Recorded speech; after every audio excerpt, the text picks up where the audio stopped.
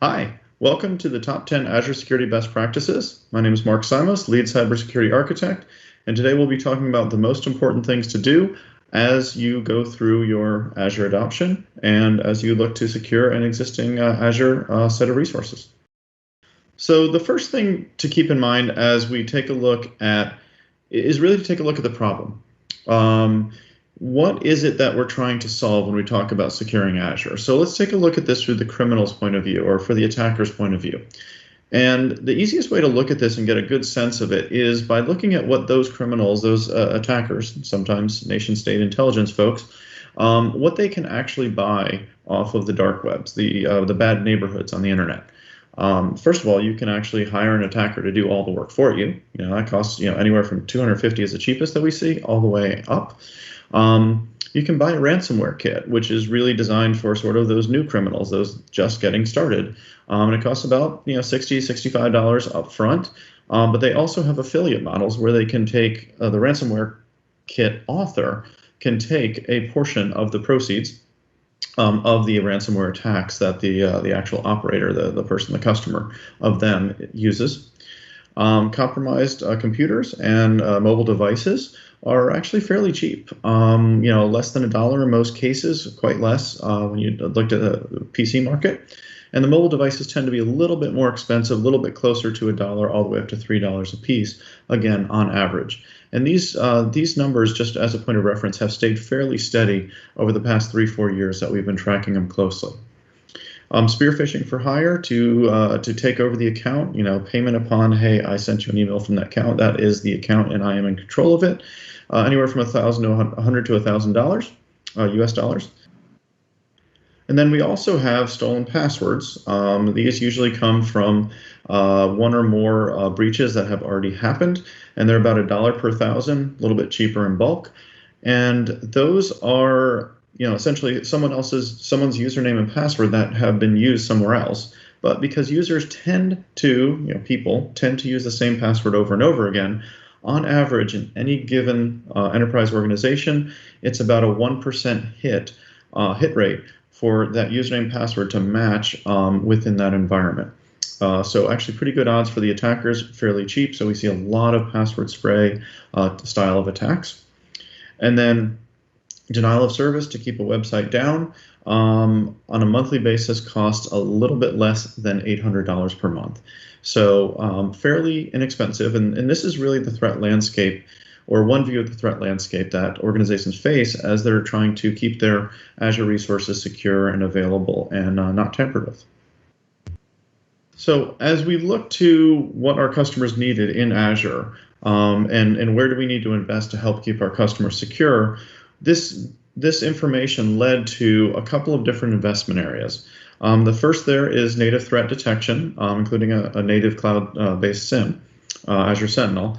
But it wasn't just about having a place to do log analytics. We wanted to have what's the industry is coming to call XDR, detection response, the X being any detection response, which is very much based on EDR, endpoint detection response, started this whole trend.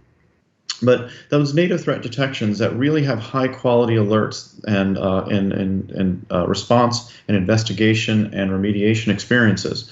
And so we've invested quite a bit to help secure all the different kinds of assets our organizations tend to find are under attacks. Azure AD, the identities there, Windows, Linux, iOS, Android, SaaS apps. So lots of investment there, even operational technology. Microsoft recently acquired a company named CyberX that does great monitoring of operational technology, so SCADA or ICS, for those computers that control physical machines and physical operations.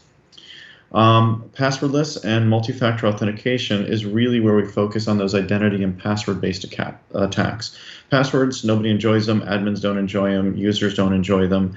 Actually, the attackers do technically, but we don't want them to. So passwordless is a big, big initiative at Microsoft because we want to get out of the business of passwords. We want to just look at the machine, have it do a facial read of a biometric or a fingerprint, or just the fact that you have your phone and your phone can do similar things. We want to get out of the business of passwords, investing heavily in there, as well as all the different forms of multi-factor authentication to support that and to secure where we are today. So the third area that we focused on is native firewalls and network security, because we found that customers, as they move to the cloud, they obviously need to bring network security capabilities with them, and they bring those requirements with them, but they often find that they want it to be simpler and easier like the rest of IT. And so we've invested deeply into native security capabilities within the Azure platform, including network security groups and a number of others we'll discuss a little bit more later. But also, we have a built-in native firewall so that you can protect the edge of your network, that internet ingress egress point, with essentially firewall as a service. And it's fairly simple and easy to configure. A lot less complexity, helps you get up and running with that security quicker. So this is one set of the things that we've invested in. The other thing that we've been focused on is really learning and then teaching our customers. So we've learned a lot from our customers. There's a lot of very sophisticated customers that we've learned from. We also work with NIST and the Open Group and many other experts in industry working together, because we want to build guidance for our customers, because we know the cloud is new. We'll be talking about that quite a bit, and so it takes a lot of education. But we also found that customers really want clear, prescriptive guidance that says exactly what to do. And so we've invested quite a bit into a number of different forms of that guidance. The top 10 best practices, which we'll be talking about today. We also have the Azure security benchmarks, which essentially are best practices and controls for security in Azure. What is the right way to apply industry best practices to Azure specifically, which is mapped to CIS and NIST and PCI and all these other common security frameworks that organizations align to. And then we know that the journey to the cloud itself can be pretty significant. And so Microsoft invested in the Cloud Adoption Framework, or CAF as we like to call it, to help people with that journey of going to the cloud. How do you do governance and cost and security and all these big picture elements? And so that's an area where we're continuing to invest so people can, organizations can have this smooth journey to the cloud. And then on a per workload basis, when it comes down to brass tacks and you actually have to architect and design a specific workload or application, we've also invested in the Azure Well-Architected Framework, WAF, not to be confused with Web Application Firewall, but that well-architected framework of what does a well-architected application look like, so that it's efficient, it's secure, and all of the other attributes you're looking for in an application.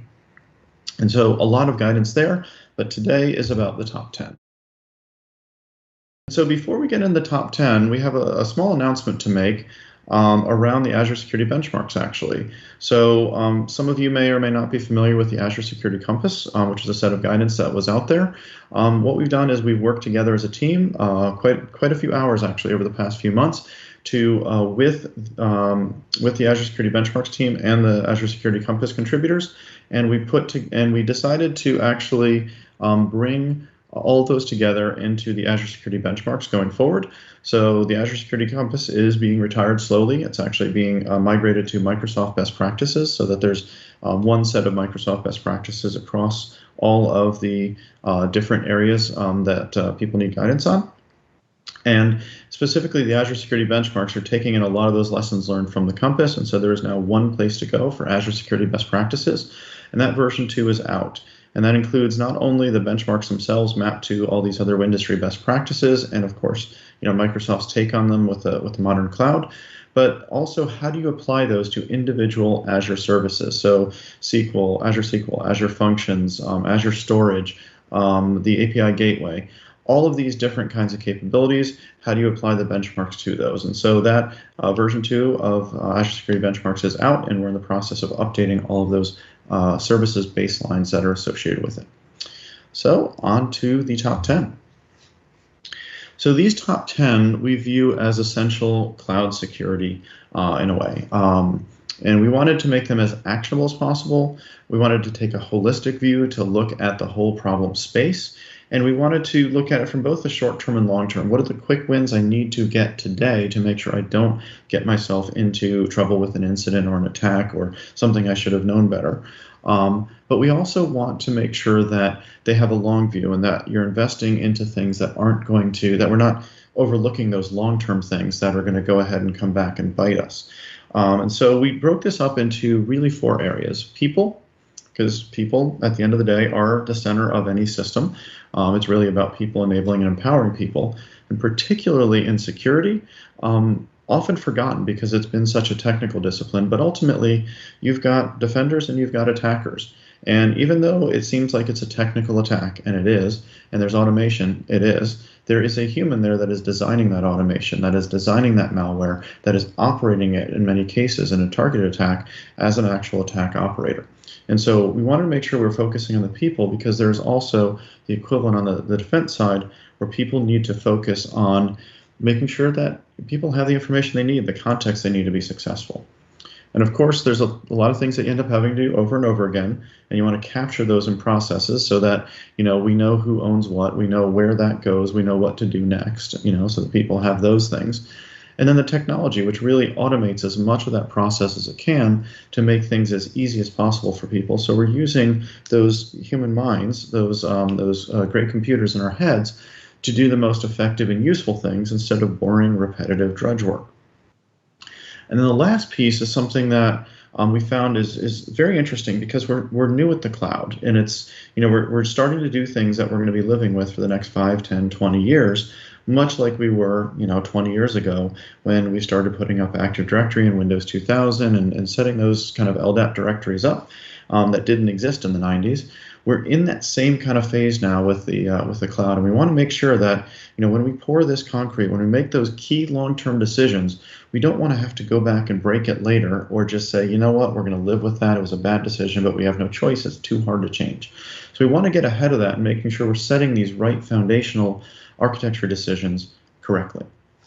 So let's go ahead and jump in. So one of the first things we realized is that it helps to take a step back and actually apply some perspective, because this is, as I mentioned earlier, a generational shift in technology and in computing. So we want to recognize that and understand that how we're doing our jobs today, we're going to be doing the same job. What we do isn't changing, but how we do it is going to change. So the perfect analogy for this is moving from a house where you have to mow your lawn and feed it and fertilize it and take care of all those things and maintain all of that, to moving to a luxury apartment building with a great view of the ocean or the city or whatever you prefer, and that you're in a shared building, and that you're still going to have plumbing problems. You always will. That's just natural. You're still going to have electrical things, but you need to know, do I call my plumber when there's a problem here, or do I need to call my landlord to make them fix it? So you need to understand that sort of shared responsibility model of what do I have to do and what do I not have to do. There's a lot of things that actually get done for you in the cloud that you no longer have to do. Disk-based forensics is one of those things where the data sources are actually moving. So there's a number of places where that happen, but recognizing that how you do your job is different than what you're doing for your job. What is it that you're providing to your boss and to the organization in terms of value? And then taking a look, what is that what, and how do I apply it to this new world of the cloud? And so it's very important to take a look at it through that lens and recognize what you're doing is important. It just has to be done differently as you move to the cloud, especially as you're doing a hybrid over cloud and on-premises. So, starting with people. First thing to remember is that it is, as I mentioned earlier, really a system of people, because people are the ones making the decisions, they're the ones implementing the technology. If you want to go into it, people are also the ones that actually made the microchips and typed in every line of programming. And even if you do have a program that writes other programs, that one was originally written by a human. So we got to remember that it's a people-centric discipline, even though we work with technology every day. The way to think about what people need, quite frankly, is education and context as they move to the cloud is what we found. So think about it like you have a special operations team in the military context here. And these may be some of the brightest men and women. They're really good at their job. But if you drop them into a situation where they don't have any intelligence, they don't understand what's going on, who the bad guys are, who the good guys are, who they're trying to protect, they're probably going to do a better job than any random other person because they're training from the past, but they're not going to be doing it at their best. And so the things that you need to provide your really talented team that you have is They need education on the overall journey, the context, how things are changing. Things like what are the important cultural elements as you move to the cloud? Because we've built so many cultural assumptions around how on-premise technology works. We've got to look at those fresh.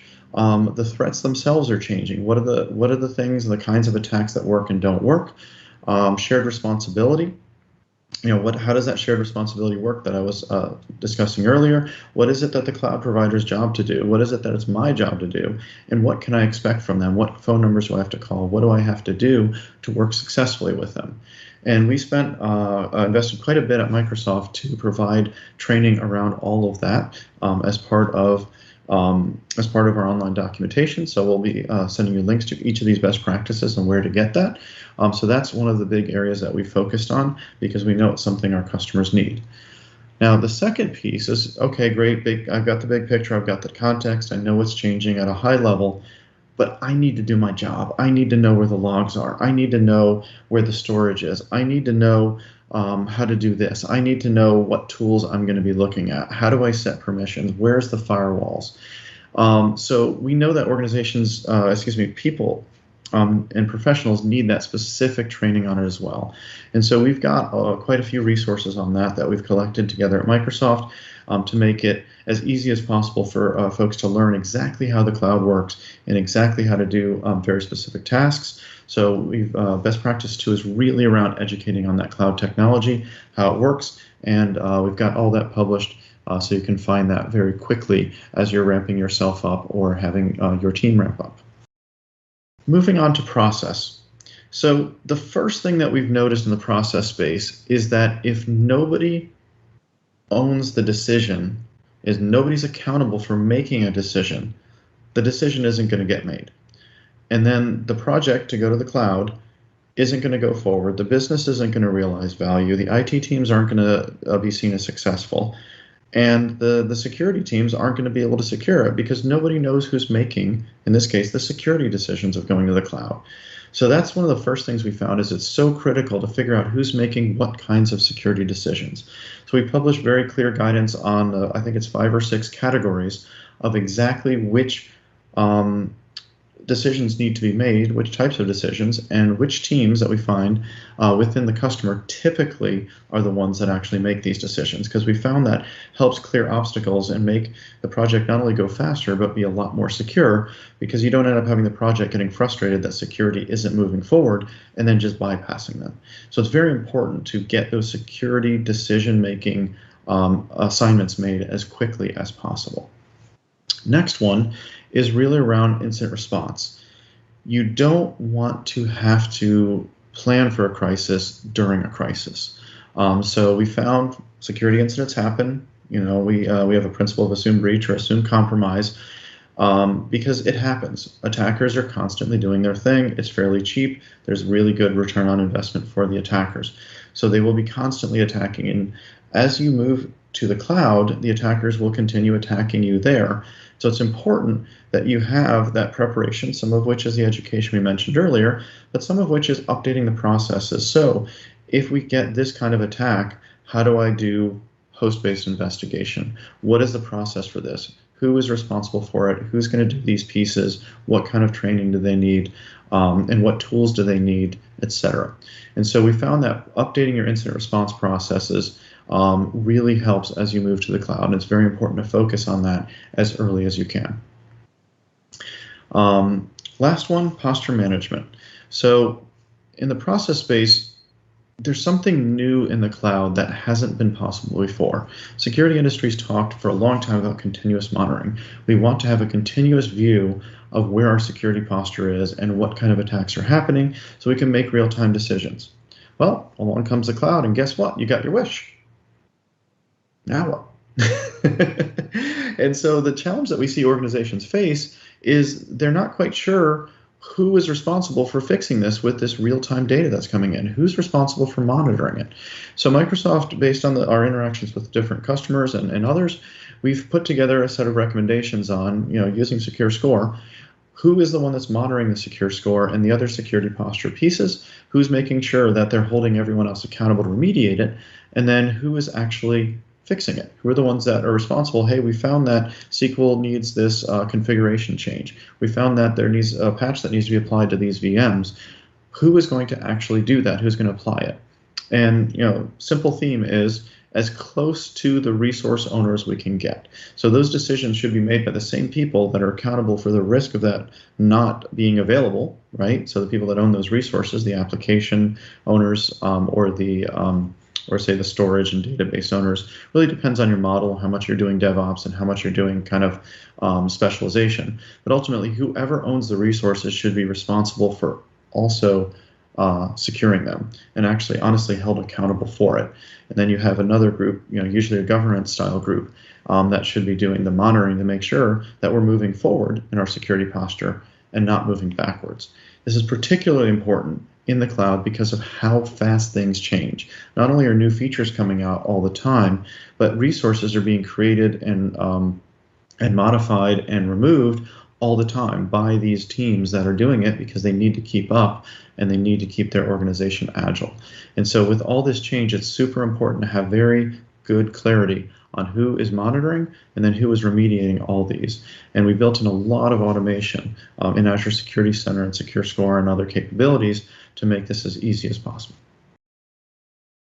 And now we get to technology. So technology, the first one, and this is extremely important, is passwordless or MFA. In most cases, you have to use some form of multi-factor authentication as a stepping stone to passwordless, because passwordless is something that is possible, but it's not perfectly applicable and universally easy for every single scenario. I personally haven't used my own password in a very long time, usually 2 to 3 months, sometimes 6 or 8 months between actual uses of the password, and frequently it's when I get a new computer. Because I use the Windows Hello biometrics, easy to log in, looks at my face, allows me in, and it's much stronger than a password ever was or ever will be. So passwordless is very possible in a number of scenarios, but it's not 100% applicable in all cases. But at a minimum, multi-factor authentication especially for admins, but really for all users, start with the admin's role to every users. Very, very important here. The great thing is that it's actually easier than remembering and typing a password. So very, very strongly recommend that. Super important. So the next one, number 7, native network security and firewall. We've learned that organizations are looking for more simplicity. Sometimes simplicity comes in the form of using, hey, I have an existing familiar capability, a checkpoint, a Palo Alto, or some other next-gen firewall. Great. So we've got that. It's in the marketplace, and we can do that. We're also seeing organizations demand a different kind of simplicity, that they actually want to have firewall as a service. I want something simple. I want something easy. I just want something built in where I just click, and I'm done. I don't want to have to set up load balancers and virtual appliances. So we offer that choice in Azure, and we focused on building more and more capabilities into Azure Firewall, which is our native firewall as a service and allows you to do things. So we'll be showing that in the demo in just a few minutes. But a native network security and firewall, in addition, it's more than just firewall. There's network security groups, web application firewalls. There's quite a few different capabilities in there. But we found that organizations increasingly want more and more built into the platform, so that's all manageable in one way and it's as simple as possible. Because we've learned that complexity, quite frankly, is often the enemy of security. Because if no one can understand it, then it really ends up getting in people's ways, or it's not as secure as we think it is because nobody, quite frankly, understands it. Similarly, we're seeing some of the same things in the native threat detection. And now the native threat detection is also important for an additional reason other than just it's built into the platform. We found that it's very difficult as all these new types of capabilities, IoT devices, and some of the older ones, the OT devices as well, Kubernetes and containers, and all these different kinds of new objects are really challenging for vendors to keep up with because the cloud moves so fast. And so increasingly we see organizations demanding, I just want threat detection built into Azure. I want it easy. I want to be able to click a box, and I want the storage accounts to just send those alerts right on up. I want the SQL to send the alerts right on up. I just want them all in one console, and I want to instrument all of the different stuff, all the different assets that I have into that one place. And so Microsoft is investing very aggressively into native threat detection. So not only do we have the Azure Sentinel, which is a SIEM to pull all these sources together, we also have Azure Defender, and all of the different resources that are either in Azure or connecting to Azure have that first-party threat detection capability in there, so you can get a high-quality alert that you don't have to waste time trying to write a SIM rule on.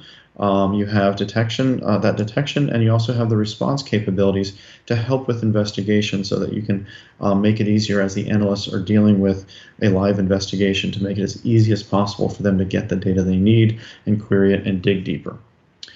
So let's go ahead and move on and actually take a look at how some of these native controls work. This demo, I'm going to give a quick overview, and then I'm going to actually do the demo. We're going to show some of the native threat detection capabilities, as I just mentioned, and what those alerts look like and where they come from. And then we're also going to take a look through the native security and governance capabilities. So Azure Security Center, Secure Score, and those capabilities for that big picture view from a risk perspective, not just the threat perspective, sort of the what could happen as opposed to the what is happening. Then we're going to take a quick look at the firewall and how that's configured, as well as Firewall Manager. The web application firewalls show you a sense of what that looks like, SQL protection, and a few other security features, just to get a sense of where this native security is and where you can find it, and a little bit about how to configure it. All right, so we've got our demo up now. And we're going to take a very quick tour through a lot of these security features and capabilities that are built into the Azure platform, these native capabilities, just to give you kind of a sense of where they are and where to look. We're going to be going through quite a few, so not going to go through all of them in a lot of depth, but just want to give a quick sense of what's there so that you're familiar with where to look for those in the platform. So we're starting here in Azure Security Center. It's a fairly easy place to find. Actually, if you're on the home screen of Azure, there is that little green shield icon there to find that. And so, as of Ignite, we now have two different names for what used to be known as Azure Security Center. The first is still Azure Security Center for sort of the secure score, hygiene, compliance, and those capabilities. But all of the things that formerly were known as Azure Security Center Standard are now known as Azure Defender. And that's part of what we are calling our XDR strategy. Started with EDR, endpoint detection and response. It's now X for any detection response. And so tools that are specialized to a platform to provide those threat detection, threat response, and related features. And so Azure Defender is right there up front in Security Center still, which is where it originated. And so we're going to take a look first at the Azure Secure Score elements of it. And for those of you that aren't familiar, this capability is really designed to help you plan and figure out what to do. The top 10 are a great way to get started, but you're going to want detailed guidance and detailed actionability of specifically what to address. And so that's where Secure Score comes in and gives you a nice rating and ranking of how you're doing versus your peers, etc. So we can go ahead and click into Secure Score here, see what the score is in this particular environment. And then if you have multiple subscriptions, you will be able to see all those there. You'll also be able to see which subscriptions you don't have visibility into so that you can go and work with those subscription owners to get those. And this covers a whole lot of things. You can see which ones give you the most points. And the remediate vulnerabilities, no surprise here. You will see that multi-factor authentication is one of the higher ones. I'm sorry, that's actually its own one. That's individually one of the highest ones. In this case, this one's good. That's the largest amount of points typically there. And then in this case, this particular demo tenant here has a number of different things. And you'll notice that some of these have a quick fix button to them. So the ones that we could automate, remember we're trying to simplify and automate folks' jobs, there is a quick fix button. This is typically done by the people that are responsible for the resources to remediate them, as opposed to the governance function that's kind of looking at the all-up report. But we did want to make it as easy as possible for folks so that they could fix these issues as fast as possible and lower your attack surface and vulnerability. So now let's go back to the main screen here, and you'll notice that there's also a lot of compliance capabilities. So we know a lot of organizations have to meet regulatory requirements, and so we have built in the ability and mapped in all of these similar types of controls to all these different compliance regimes or compliance requirements. And it details out, there's some things you can detect technically, there's some things you can't. And so all the ones that we can detect, we do mark there whether it's being met, with a nice green checkbox there, and whether they're not. And then the ones that are grayed out are the ones that are actually are not able to be measured either at this time or at all with the platform. And so quite a bit of coverage here: Azure CIS, PCI DSS. We have our own Azure Security Benchmark, which just got updated. HIPAA, high trust, and the like. So we do take customer feedback on which ones to address first and focus on. And then let's go back to the Security Center home for a moment and take a look through the Secure Score itself. I'm sorry, not the Secure Score itself. I get confused. We can take a look at the different recommendations that are being made here. And if we look for Linux, you'll notice that there's a whole lot of recommendations here specific to Linux. You look for Kubernetes, because say that's your responsibility, is that you have to handle the container security and the orchestration security. You can search for those and find those. Same thing is true of SQL and IoT and a bunch of other technologies. So it's a pretty quick way for someone that's only responsible for those to focus on what they can do to improve the organization's secure score. So let's switch over to Azure Defender now to give you a quick sense of that. And so we can take a look here and get a nice summary of how well we're doing from a coverage perspective. Do we have good coverage? And notice here in this inventory piece, we can also notice where we have healthy and unhealthy agents, so we have visibility. Again, building on this software-defined data center, because everything is software-defined, it's all instrumented, and we have good visibility into it to say, hey, we're not going to be surprised that we lost, or more often found, some old Windows 2003 or Solaris box or something like that in a physical data center, because everything in here is an object, it's managed, it's defined. So it's fairly easy and straightforward to pick that up. So if you look in the Azure Defender piece, you'll notice again that coverage across Kubernetes, app services, Key Vault, SQL, you name it, IoT, and also with our new acquisition, very soon you will see legacy operational technology, so SCADA, ICS types of devices, from the 1990s, 1980s, and sometimes before. So we've got coverage for that coming in here as well. So the Azure Defender for IoT will actually include not just the modern IoT, but the old stuff. And so you can see where you're going on there. What are the top threats, the attacks that are happening, the alerts that are affecting the most resources. So lots and lots of insights here. Don't have time to go into all of those, but all the things you're familiar with if you're using Azure Security Center Standard are here. The adaptive app control, just-in-time access to VMs for the management ports and whatnot. So lots to explore there, lots to learn. So the next thing we're going to do is we're going to switch out of Azure Security Center and Azure Defender and into Azure Firewall to have a quick sense of that. So we can take a look at the Azure Firewall here. We do have a test firewall, so we're going to take a look at that. And the nice thing about this is because it is firewall as a service, you don't have a lot of load balancing and similar kind of configuration setups and routing to do. You simply just connect that firewall to a particular virtual network, and then what is the public IP, if any, that this is associated with, and then you're off to the races. And then it's essentially acting as a firewall. There's obviously the activity log. There's the access control to who can manage this particular firewall. There's tags so you can keep track of them if you have different firewalls for different business purposes or different layers or tiers within your environment. Working on some DNS elements there. And then you'll notice that there's a threat intelligence tab. And so within the threat intelligence piece, we have 8 trillion signals a day coming into Microsoft.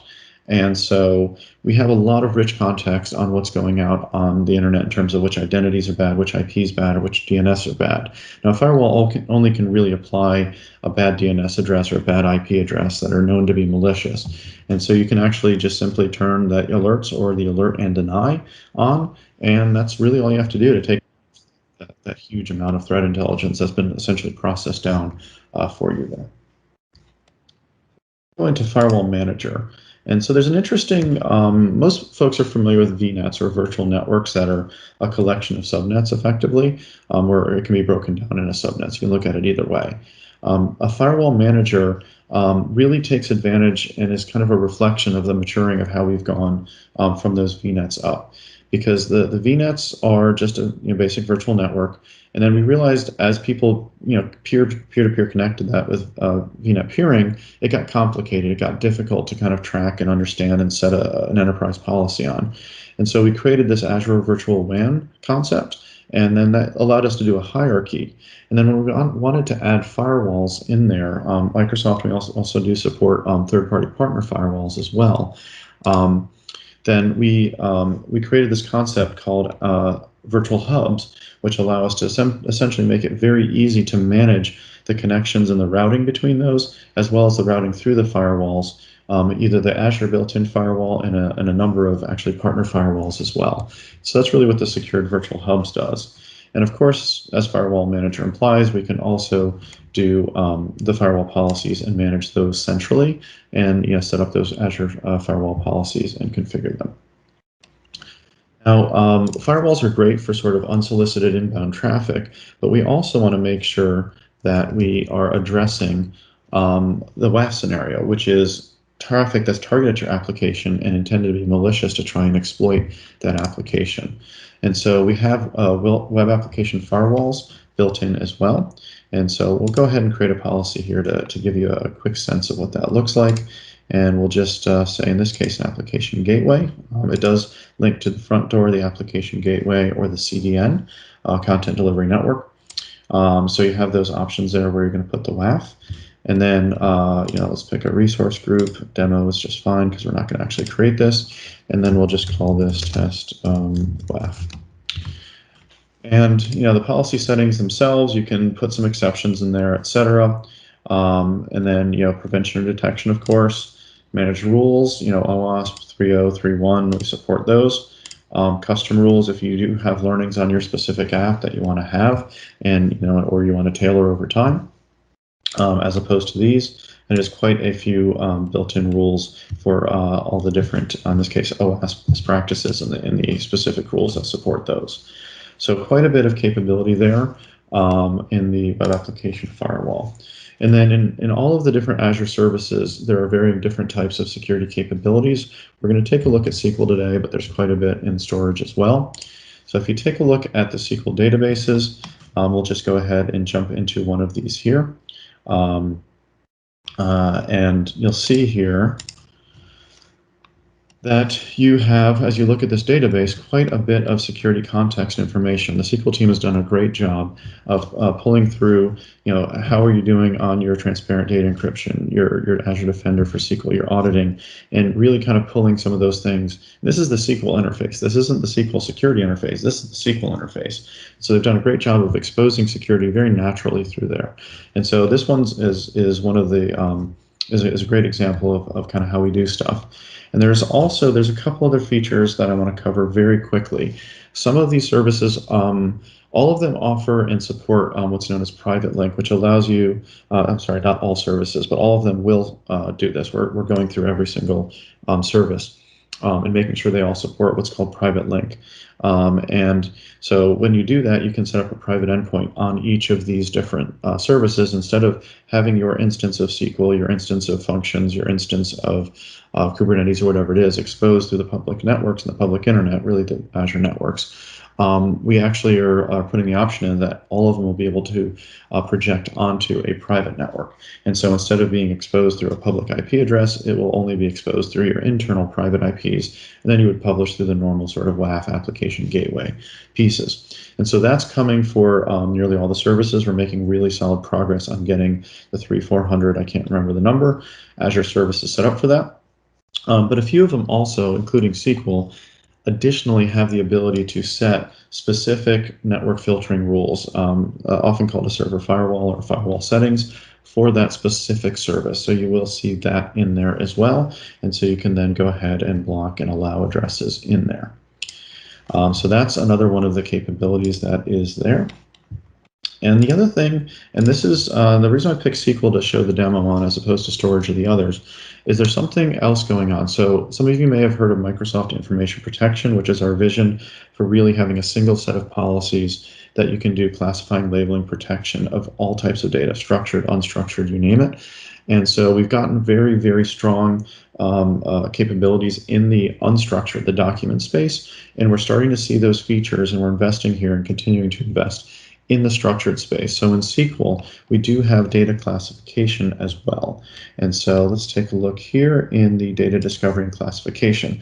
We're not at the point where we can, based on the classification labeling, actually protect the different cells and rows, et cetera, differently, but we're on that journey and we're moving in that direction.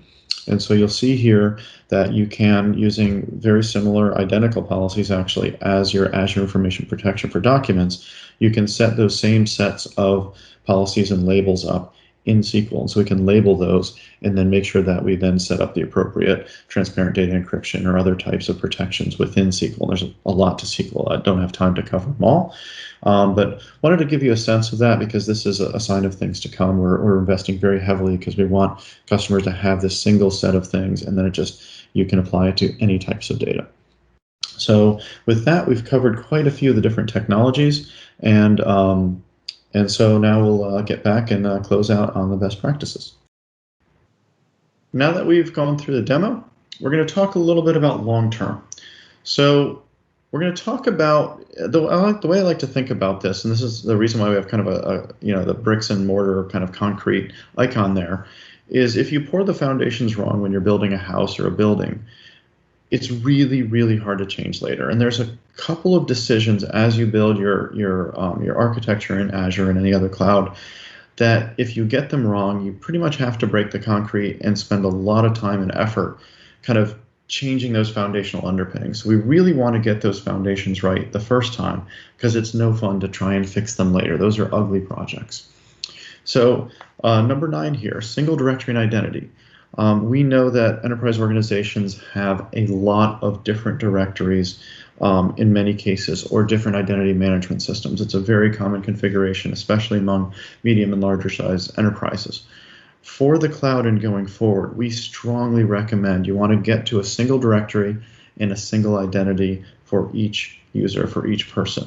There's one minor exception to that, which is admins. Administrators with high privilege access should not be using their day-to-day use account with their for doing administrative tasks. Those two should be separated because there is a security risk of merging those two. But for every other user in the organization, including the admin's day-to-day account, you want to have a single directory, so there's an account in one place. And Azure Active Directory and Active Directory essentially act as one directory at this point in time. That's evolved quite a bit over the years. And so you want to have that single directory, and you want to have a single identity, because when you look at this from everybody's perspective, the end user trying to remember different passwords, different accounts, different usernames, very painful. You look at the admins that have to administer different directories and slightly similar things and all the connections you have to have between them, it gets very complicated quickly. And then you look at the SOC analysts and the people that are supporting the SIM and the other analytical pieces to correlate all of the security stuff happening. When you have multiple identities, you have to integrate even more systems into this and then figure out how to correlate between, well, that happened on this LDAP directory, but this was on the enterprise one, and this is our customer database. And are these the same actual John Smith? It gets really complicated really fast. So we've learned, at least from the now going forward, make sure you're standardizing on a single directory. So pick one enterprise Active Directory tenant, and that is the enterprise going forward. For most organizations, this is the Active Directory tenant when you went to Azure, when you went to Office 365, because it's the same Active Directory that underpins Office 365 as all of the other Azure services. And again, like I said, we've really extended Active Directory on-prem to Azure Active Directory and made it as if it's one single system where you make a modification on one side and it will sync in either way depending on your configuration. So we want you to have that single directory, single identity. It makes everybody's life easier in security, in IT, all your end users. It's a victory in all corners. So get this foundational decision right. Don't be trying to layer on virtual directories and extra things. Just use one if you can. Number 10, identity access instead of keys. we have learned you can't be 100% perfect on this. You can't always use an Azure AD account instead of a key, like a shared access signature or an access key. Because the cloud initially, the first early versions of it, both Amazon, ourselves, GCP, and whatnot, the cloud started doing authentication heavily using keys instead of identities. And for those of you that haven't done key management, it's painful. For those of you that are doing key management, I'm sorry, it's painful. Key management is not fun. Now, you can't be 100% off of key management. There's always a case where you may need to do that. There's always particular applications, legacy architectures, certain ways things have been done where you actually have to do keys. But where there is a choice, and Microsoft is pushing very heavily on our internal engineering teams to make sure that every single Azure service will be able to use Azure AD for authentication. Again, back to that single directory, single identity in 9. In all those cases, in all of the Azure services, we will support Azure Active Directory. That is a path we are on. We are working very hard to make that 100% across every service.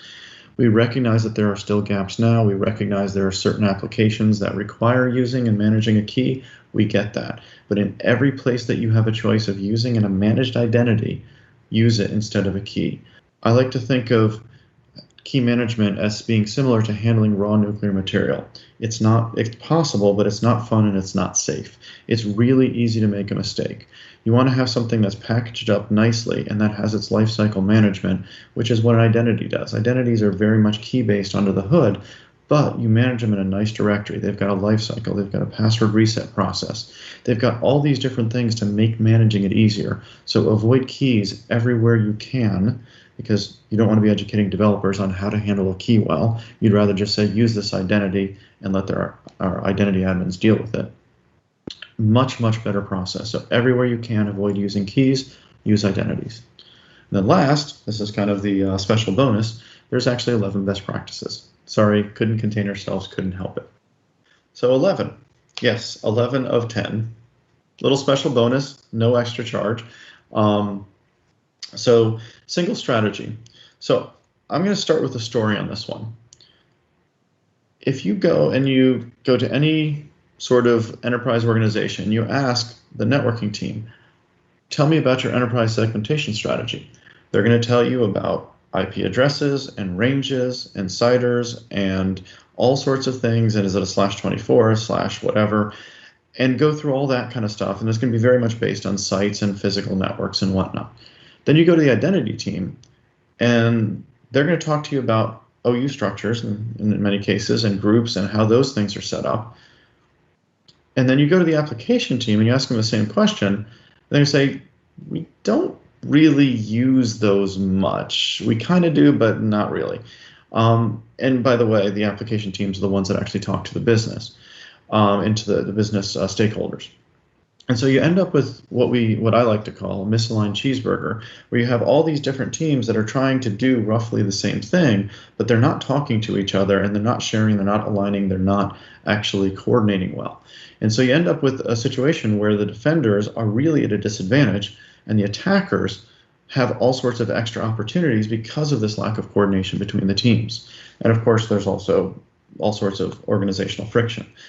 And so even though, I use this example of an enterprise segmentation strategy, but there's so many more decisions, whereas if your teams are not working together, they're not coordinating, and you don't have the networking folks and the identity folks and the application team and the productivity team all working together to figure this out, that you're going to have these challenges. You're going to have a lot of friction, you're going to have a lot of gaps.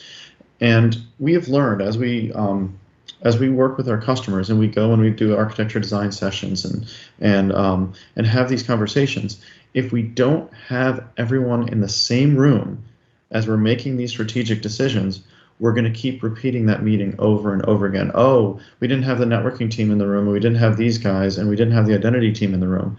Well, then you're going to have the same set of meetings all over again until you have everyone there, because everybody has to understand this new world. They all have to make decisions together, because the silos that we built over the past 20 plus years in enterprise IT on premises aren't necessarily the way things should be divided up as you move to the cloud. There's some subtle differences. And so everybody has to realign and reorient around this new world and figure out, okay, what does your team do? What does my team do? What does this team do? What does that team do? Understand who makes the decisions and move forward. So it's very important to build a single strategy together as an entire organization. And really, it's time to start, connecting those silos and working forward. So some of you may have seen some of my sessions before, and you may be thinking to yourself, wait a second, this is a Mark Simos talk, and all of the slides have been very simple and clean. There's been no really big complicated diagrams. Is that really Mark Simos? Well, for those of you that are looking forward to that, we do have a special treat for you. There is a big complicated slide that brings a lot of concepts together.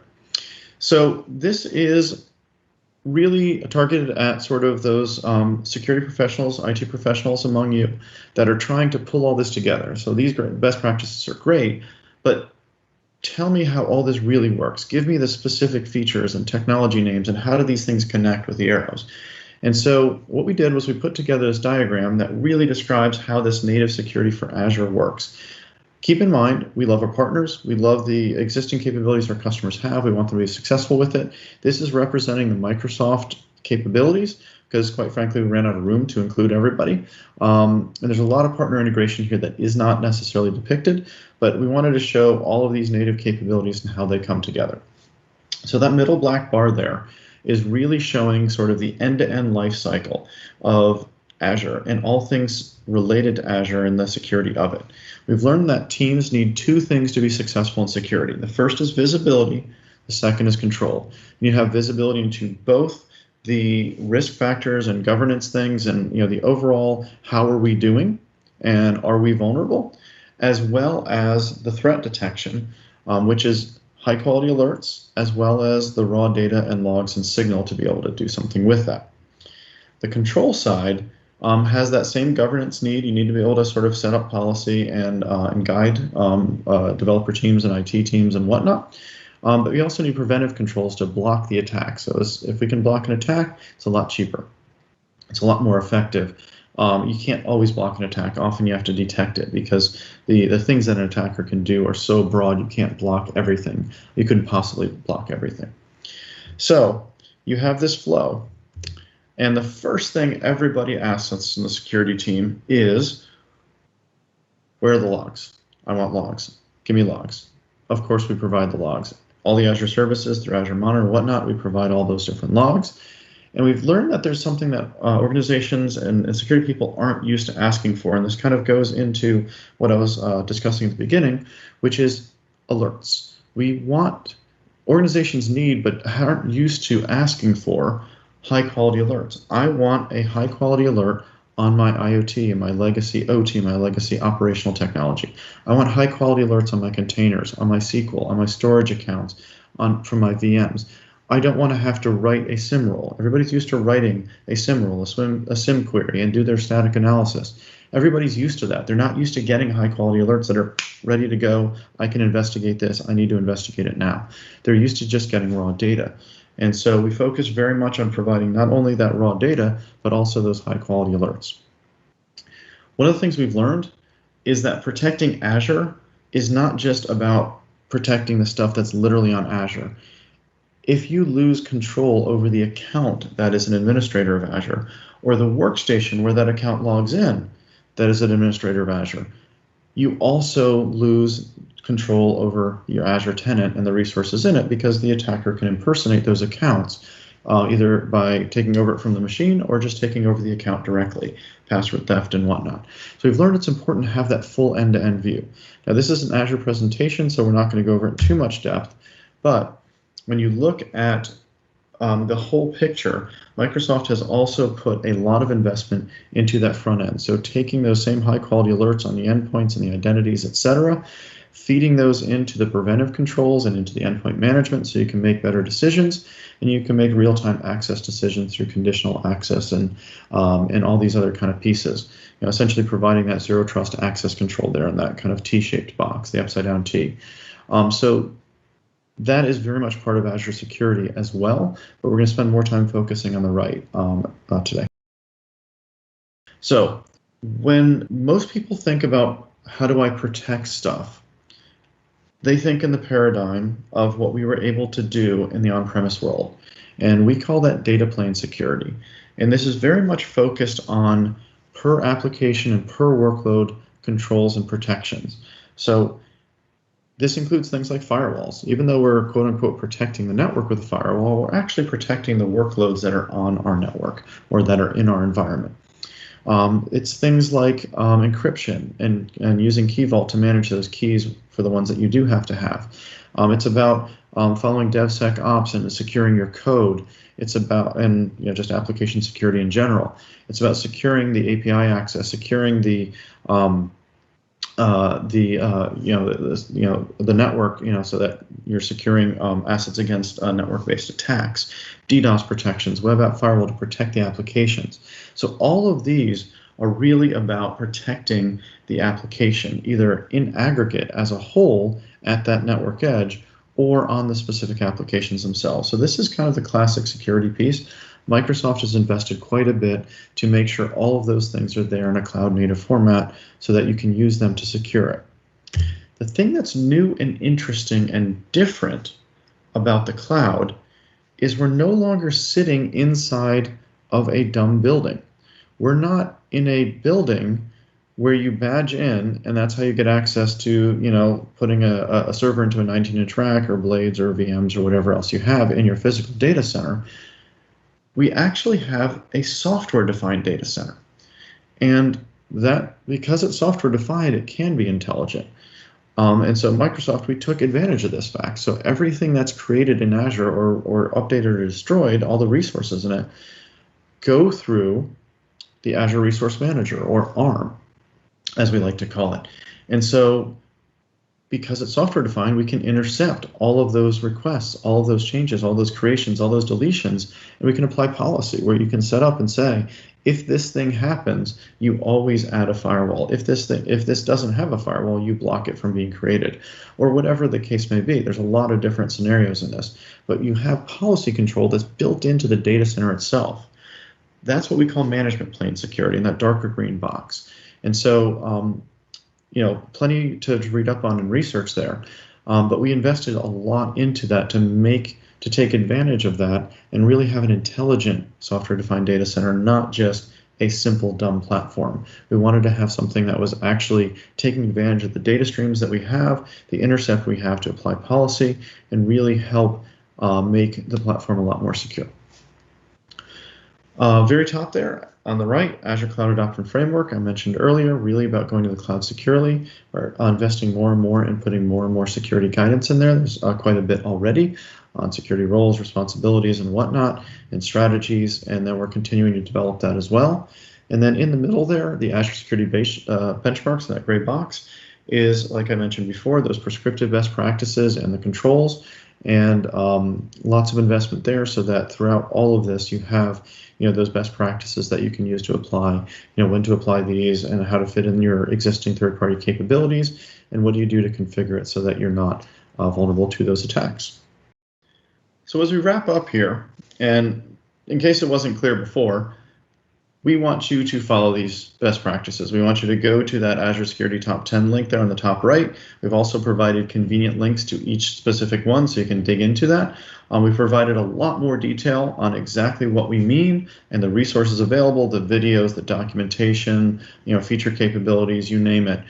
So all of that is linked in each of these to make it as easy as possible for you to follow these best practices. So please continue to read up on the Azure Security Top 10.